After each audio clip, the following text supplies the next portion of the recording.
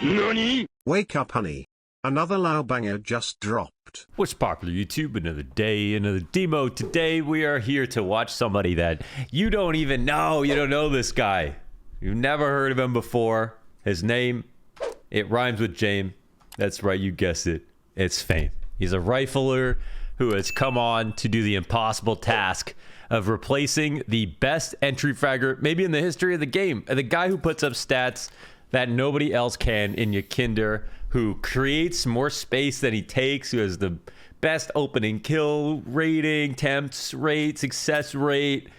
The guy who's now contracted to Liquid, who left Outsiders, and Outsiders who are pretty much orgless have to kind of figure out how to replace. And Fame, well, one tournament won in his career, and it's the damn major.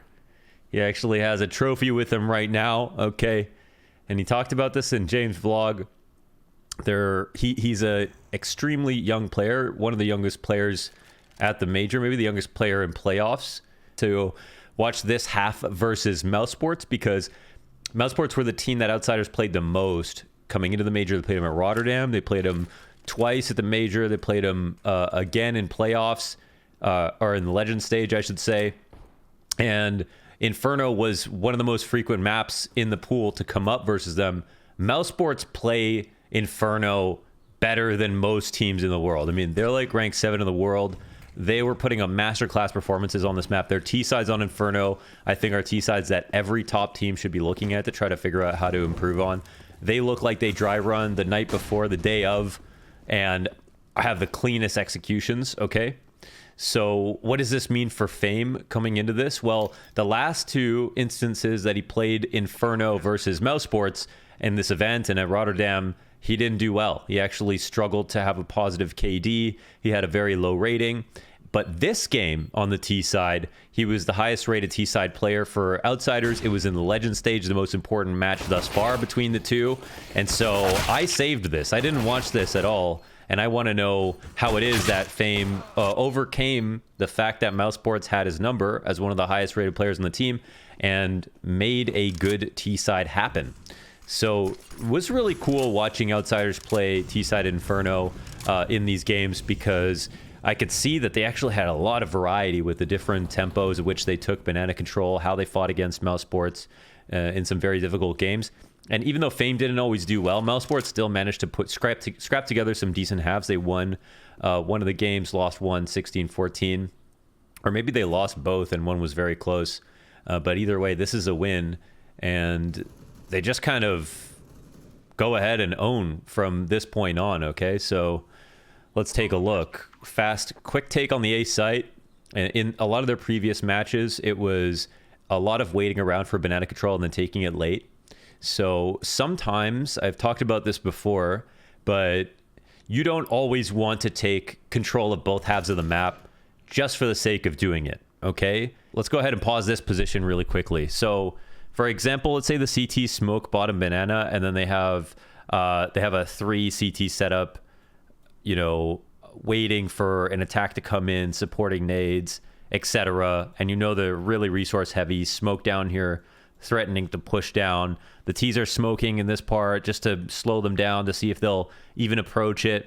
You kind of walk up alt, you take Hall's control, you chill inside of mid, you smoke off arch, you eventually clear out top bracket or something, and then you don't go back to touching banana. Sometimes what can happen is that there will be somebody updating info from jump spotting the half wall and seeing down. And in this instance, late into the round, it's really effective to at least get some kind of, you can flash from the bottom of mid, which we'll see Outsiders do sometimes, or you can flash from steps and do a window flash to get this guy off the angle and get them to fall back. It's really easy to get this guy to fall back, and that's what's a key thing. Sometimes you will see teams late into the round really just forget about getting this guy back really easily and then going into A or B. It doesn't matter at that point. But if you don't shuffle the rotations at all, it's going to be a 4-1 setup, 4 CTs on A, 1 on B, way too much control, way too much info for the CTs. So in that situation, you do want to go ahead and test both sides of the map. But some situations, like let's say this one was a faster pace round towards A. So if there's a 3B setup, maybe you don't want to interfere with that 3B setup so that you can take the A site while they're still resource heavy on B, right? And if you go ahead and try to interrupt it and they call your bluff and then you go back to execing A, well, then they might have an extra rotation and then they have 3A where they would have only had 2 normally. Maybe they have a double pit setup going on with 3B and you don't want this arch rotator to come back, so don't even test them, you know? So there's in-between situations where sometimes you don't want to interfere with the setup even if you know that they have a lot of good map control and you want to look for those timings. So what we noticed right there is Outsiders just moving a little bit faster towards A instead of going back to working banana as heavily as they did in some of the previous games that I watched. Now, the few different looks that Outsiders have right now, Kicker sitting here, might jump through the smoke with Fame with the window flash we see from the player on the steps. Yep, through the smoke and looking for the trade. They're trying to get through on both sides. It looks like Fame, it feels like he got caught on something actually and didn't commit through. I'm not exactly sure. Maybe he was just trying to make noise to bait for Kicker, but they win. Oh, the smoke was down at Bell. Okay, so he was already through. So now that they win on this way, Mouse Sports are actually good at stopping this particular in-between timing attack where they jump through the smoke in previous matches. And sometimes you can't be overly critical about the way you fail when it comes to taking banana control because because the banana control is so high level, it's kind of like outside on nuke. I mean, it's so thought out, so there's so many ideas that are fully fleshed out that it comes to a point of rock, paper, scissors between teams, right? It's not necessarily about who's doing the optimal best thing because there's always a hard counter. It's more about, did you find the right round to do your really optimized thing? So here's Fame on the entry, getting shut down actually, but they still win because it's the anti-eco. So let's move on forward and take a look at a new round. Fame on a lot of these rounds was using a lot of his utility early for window flashes and stuff like that, not having a lot late. One thing I found interesting was that number one, first of all, as a positive, Fame, I saw him miss one piece of I saw him with one Molotov one time. Oh wow, nice mow down. Okay, by the way, Fame 2 months ago, something like that, was the #1 ranked player in Face It, and like 6,000 plus elo, was winning FPL above Monacy, and then James kind of talked to him about it and asked him about his warm-up routine and stuff. He said he DM'd like up to 2 hours a day, and just he said not just necessarily for practicing mechanics, but give him a certain confidence, right, to get into a rhythm. In sports psychology, you know, it can be really important. People have their rituals, and sometimes it's not necessarily about the grinding to get better, but just putting yourself in a place where you know you're going to play your best because that's the formula you've had in the past. And that's what it kind of felt like when he was talking about that. So here you're kind of playing all sorts of games, right? There's a smoke down, but you're trying to make sure the CTs never get anything for free. They're never comfortable. Even if you never actually attack, you're spamming the smoke a little bit, you're flashing, you're slowing them down, you're interrupting little details that they're trying to put down to push you back. And then you create timings, you get maybe some damage, maybe you get a lucky kill. These are all very important parts about Counter-Strike in a game that is super thought through. Sorry, my brain's not going at a I'm not thinking, I mean, I can't speak it no good right now. Basically, because everything is so optimized and efficient in terms of map control and everything, you go back to the caveman stuff, like just spamming a smoke or feeling a timing or just, you know, putting a couple of shots through. That stuff actually, ironically, comes back and becomes some of the most important things that you can do. The little bits of pressure and some of the silly ways in which we approach the game earlier on become some of the most important later on. You can't just let people take control of things, wait them out, and then go in for the attack. Even though you're not going to have banana smoked 5 times in a row by the CT side and then whatever like it used to be. So, all right. So actually going to a really late B attack here. Frozen's blind in the back of the site, and look at Fame. He just runs over to quad knowing the #1 priority here is to get this bomb planted, and it goes down. Now, one thing from kind of a bird's eye view, looking at some of the bigger macro data for Fame compared to YEKINDAR is, of course, Fame, even though he's an aggressive player, he is not the entry fragger that YEKINDAR is, even kind of philosophically. He maybe have he maybe comes from the same place. He's an aggressive rifler. He likes to entry, but he doesn't. The numbers don't match up in that regard. And if you watch them play, I actually think, weirdly enough, that Outsiders play, maybe this is the wrong round to talk about it, but a little bit faster with Fame than they did with YEKINDAR, or at least it feels just more cohesive, because YEKINDAR can just be so far out there, and it really just drew such a grand contrast between him and Jame, who, like, Jame is on the one hand the guy who has the lowest DPR stat ever and saves the most, and kind of defined the meta of CIS oppers in 2020, 2021, like Shiro and him, for how important it is to keep that op forward, even if you don't have a lot of guns to buy behind it. By the way, we also saw Outsiders had the best saves at this major and were able to score an extra gun round on average compared to the next best team, economically speaking.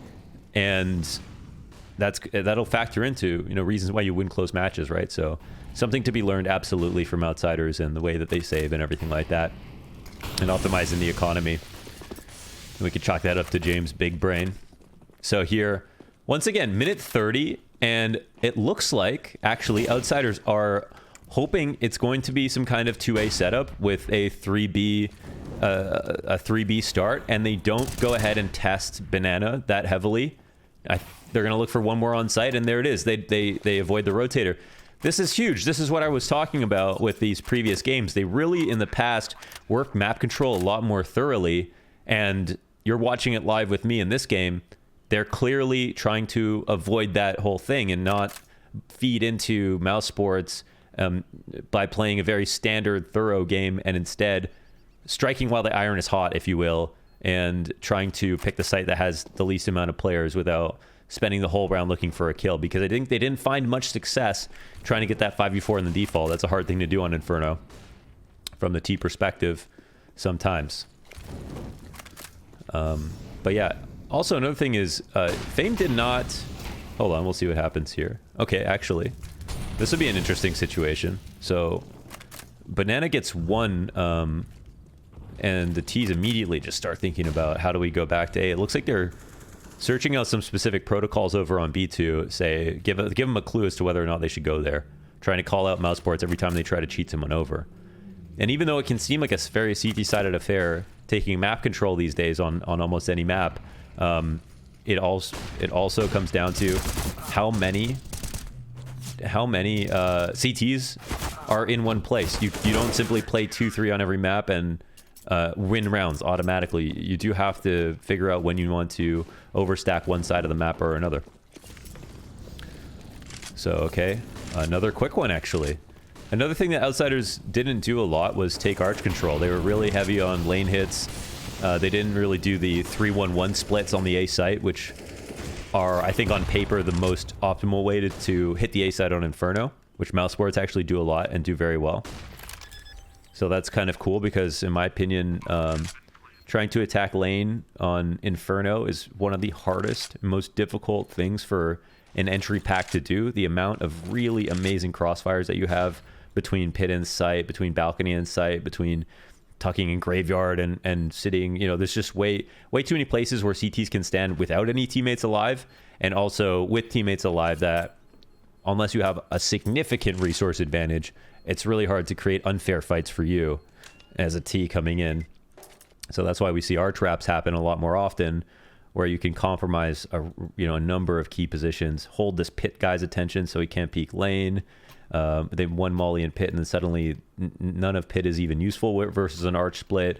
Graveyard has an ostensible amount of pressure on it when they would normally want to peek lane. Well, now they've got to worry about arch, and then now it's just the site guys that will also get collapsed upon. Can't stand on top of this box anymore. Can't stand on cold anymore, which is a key spot for stopping the lane attack. So it felt like really important that T teams on Inferno these days are trying to, take arch as much as possible and go for those big long splits with CT smoke and a library smoke. But Outsiders, I think they showed that it's definitely not always the case.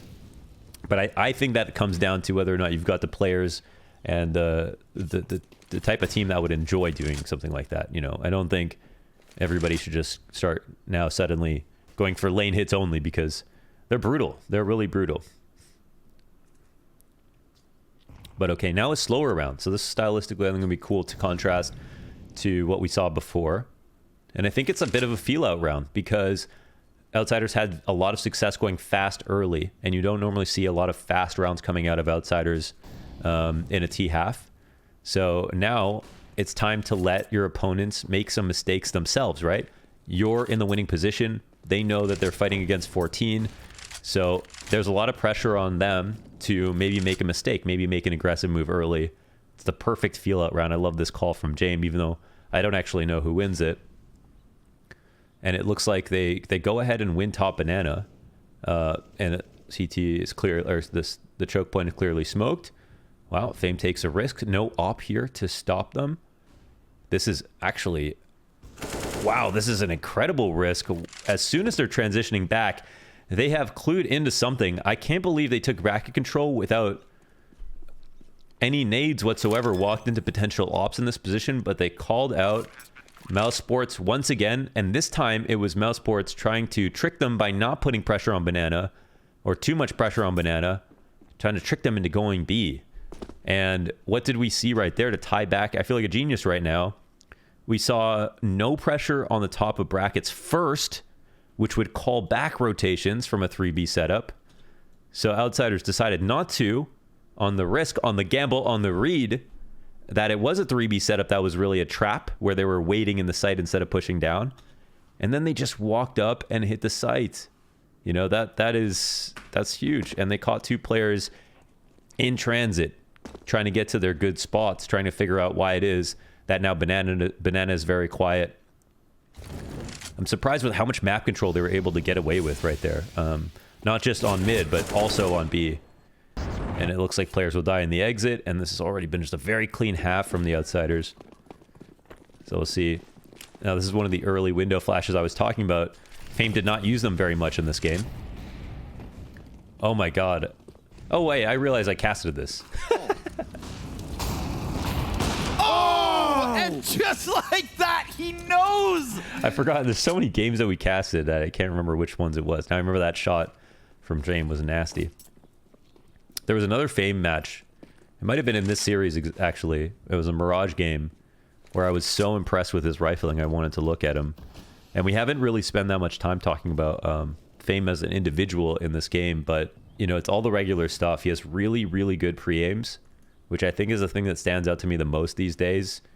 He has really good pre-aims. He's very selfless when he attacks. He moves with very good spacing alongside Kicker when they take Banana. He can out rifle some of the best riflers, which is just important on its face. And he also prioritizes throwing utility in places where I think others would not. And I think that in the games that he died in a lot, he was dying because he was throwing utility. Actually, if you go back and watch those, most of his deaths were he was in the middle of throwing a Molotov, he was throwing a supporting molly, smoke, something like that, and then he got peaked. But it was because he was trying to prioritize spacing and was very close with the attack and really getting in there that he exposed himself. But I would say he's been taught well in that sense. Like, it feels like he is making sure the round is moving forward, and I think that's what stands out a lot with Fame right now. And it's crazy how many players have such little experience that, with some good leadership, of course, behind them, are getting good so quickly. But that's what I feel like I'm noticing with Fame. And you never know when someone's going to fall off. Maybe it can be a bad omen to win a major too early, right? The Kirby story. I'm never going to assume that that's going to be the case, though. Fame, still very early in his career, has shown that he wants to grind on an individual level, you know, to the point of achieving so much just, you know, in FPL and, yeah, just on Face It in general. And that's a real grind. I mean, it's not the same as a team grind in any sense, but it is still a real grind that shows you're committed. And I think, for, you know, Kickert's Flit's words actually about the team is they just love the game and they love to play it and grind it out. And I think that's nice. That's nice to hear. So, okay. Well, what could be the last round of the game? Banana control. We've kind of seen something new every single time. Now we've got the snake up to the top of car quietly with the smoke down. The last time in this position, at about this time on the clock, Mouse Sports would have had 3B, right? So we'll see how many people are in the site if Mouse Sports correctly stack this time around, or psychologically they've been beaten down, because it feels like they've just been out-gambled every time. So we'll see now. We're definitely going through this smoke with all the resources that have been committed through. And there's Exertion dead in the site. They've got one in CT. Is there anybody here? No one to stop it. They got out-red again. Exertion alone with a rotation towards A. Just by giving Mousesports nothing, they were able to get the rotations. I did not pre-watch this demo. Okay, this is... I think it's just kind of lucky that I started talking about this idea of not putting on some pressure and then getting the rotations you want. But that's... seems like pretty much how Outsiders won this game. And it really lines up well with their previous matches where they went for more thorough defaults and lost because the rotations were so good in response from Mousesports. But that's just it here. Flit with no time left over can swing.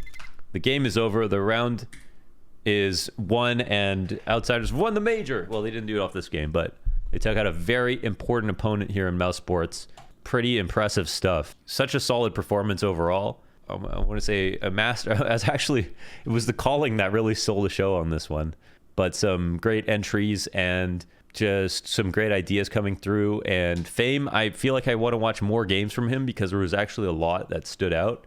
Hey, over everything else, congratulations. This is all about the stories for me, and for Fame to do it at such a young age and to win a major this early. Let's go. Sky's the limit. Really happy for Outsiders and the roster, and happy that they're getting more attention. Make sure to check out Jame Time on YouTube. I'll plug him again. And go follow these guys on socials. Because they want to talk to their fans. They do. They do. Sometimes these teams, it's hard for them to get attention for themselves. They don't have some big org behind them boosting them on social media, but them just like anybody else, you know, they have fans, they want to talk to them. So get in there. Well, that was Fame. Thanks for watching, and let me know who we should watch next.